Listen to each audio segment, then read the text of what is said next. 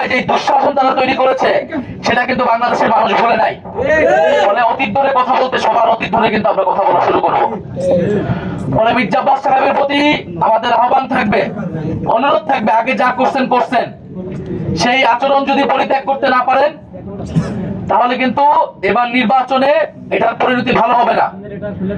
এবং বিএনপির মির্জা আব্বাস সহ এই বিভিন্ন সিনিয়র নেতৃবৃন্দ তারা গত 16 বছর আওয়ামী লীগের সাথে আপোষ করে রাজনীতি করেছে। আপনারা দেখবেন তাদের বেশিরভাগের ব্যবসা বাণিজ্য সবকিছু আওয়ামী লীগের লোকদের সাথে সংশ্লিষ্ট, এবং তারা নিজেদের ব্যবসা বাণিজ্য অর্থ সম্পত্তি টিকানের লোভে, টিকানের কারণে, নিজেদের স্বার্থের কারণে তারা হোল হার্টেডলি কখনো রাজপথে নামে নাই, মাঠে নামে নাই। ছাত্রদল, যুবদল, বিএনপি, তৃণমূলের নেত্রীরা, নেতাকর্মীরা জীবন দেওয়ার জন্য প্রস্তুত ছিল, কিন্তু এই মির্জা আব্বাসের মতো নেতারা ঢাকা শহরে কোনো গ্রিন সিগন্যাল দেয় নাই।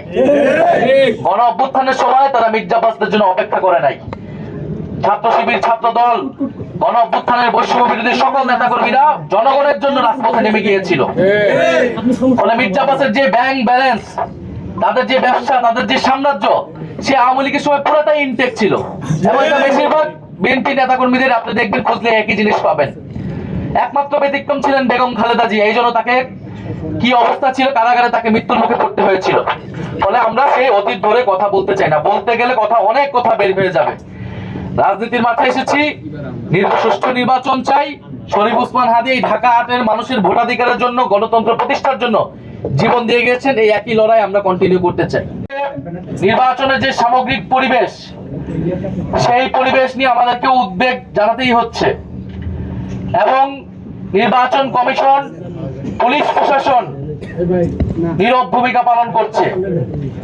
একটি দল, একটি জোটকে তারা বিশেষ সুবিধা দিচ্ছে, তার আচরণ বিধি ভেঙে তাদের ইচ্ছা মতো তারা প্রচারণা করতেছে। অন্যদিকে আমাদের যে ঐক্যবদ্ধ বাংলাদেশের জোটের যারা প্রার্থী রয়েছে, নেতাকর্মী রয়েছে, তাদেরকে বিভিন্ন জায়গায় টার্গেট করা হচ্ছে, আক্রমণ করা হচ্ছে।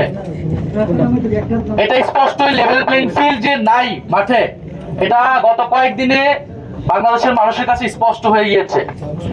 তবে দুঃখের বিষয়, এই ঢাকা 8 আসন রোজকার সাধারণ খাবার এখন হবে অসাধারণ। প্রাণ স্বাদের মশলা, স্বাদ বাড়ায়, ঘ্রাণ ছড়ায়। একটি বিশেষ আসন, শরীফ ওসমান হাদী এই আসন থেকে স্বতন্ত্রভাবে নির্বাচনে অংশগ্রহণ করতে চেয়েছিলেন, এবং শরীফ ওসমান হাদীর গায়েও ডিম মারা হয়েছিল, তাকেও নানাভাবে বাধা দেওয়া হয়েছিল। অনেক বাধার কথা তিনি মিডিয়াতে জনসম্মুখে আনেনও নাই, এবং অবশেষে তাকে শাহাদাত বরণ করতে হয়েছিল এই 8 আসনে। আমরা গণ অভ্যুত্থানের পরে আমরা গণতন্ত্রের দিকে আমাদের যাওয়ার কথা ছিল। আমরা একটি সুষ্ঠু নির্বাচনের পরিবেশ থাকবে, সেখানে সুষ্ঠু এবং নিরপেক্ষভাবে নির্বাচন অনুষ্ঠিত হবে, এটি আমাদের প্রত্যাশা ছিল। কিন্তু আজকে আমরা দেখতে পাচ্ছি এনসিপির তরুণ প্রার্থীদেরকে টার্গেট করা হচ্ছে, হামলা করা হচ্ছে। আমাদের বোনেদের, মায়েদের, যারা আমাদের নির্বাচনের পক্ষে কাজ করে যাচ্ছেন, তাদেরকে টার্গেট করা হচ্ছে। কারণ তারা বুঝে গেছে পুরো বাংলাদেশের তরুণ সমাজ, পুরো বাংলাদেশের নারী সমাজ ঐক্যবদ্ধ বাংলাদেশের পক্ষে দাঁড়িয়ে গেছে। যে আজকে ঢাকা 8 আসনে ঐক্যবদ্ধ বাংলাদেশ মনোনীত প্রার্থী, 11 দলের প্রার্থী জনাব নাসির উদ্দিন পাটোয়ারির উপর হাবিবুল্লাহ কলেজে, সেখানে একটি অনুষ্ঠানে তিনি আমন্ত্রিত ছিলেন। সেই অনুষ্ঠানে যাওয়ার পরে তাকে সেখানে বাধা দেওয়া হয়, এবং জনাব নাসির উদ্দিন পাটোয়ারি এবং 11 দলের যারা নেতাকর্মী ছিলেন তার সাথে তাদেরকে ইট, পাটকেল, ডিম সহ তাদের উপরে আক্রমণ করা হয়।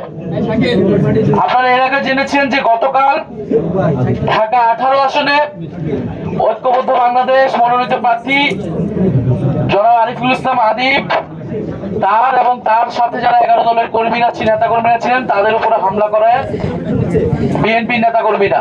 আজকে ঢাকা 8 আসনেও একই চিত্র। এছাড়া আপনারা দেখবেন গত কয়েকদিনে প্রায় 6 থেকে 7টি জেলায়